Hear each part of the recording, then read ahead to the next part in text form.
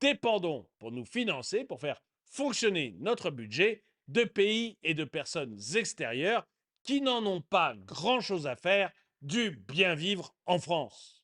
Et voilà un scénario qui pourrait se passer au niveau des marchés financiers.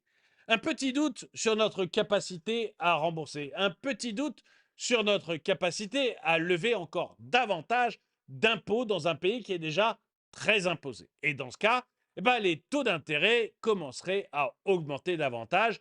Ils ont augmenté, mais on pourrait facilement penser qu'ils passent de 3 à 4 à 5 de taux d'intérêt.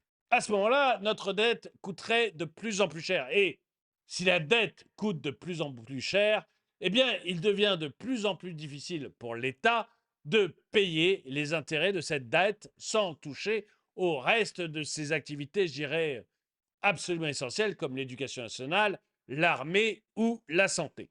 Résultat, la situation s'aggrave petit à petit ou même très rapidement.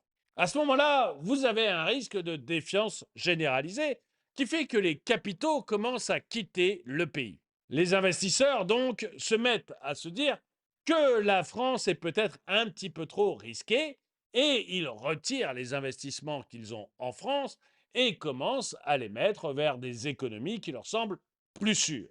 Si ça arrive, vous avez alors un effondrement des marchés obligataires et une crise de liquidité pour l'État français. C'est exactement ce qui est arrivé à l'Italie de Berlusconi.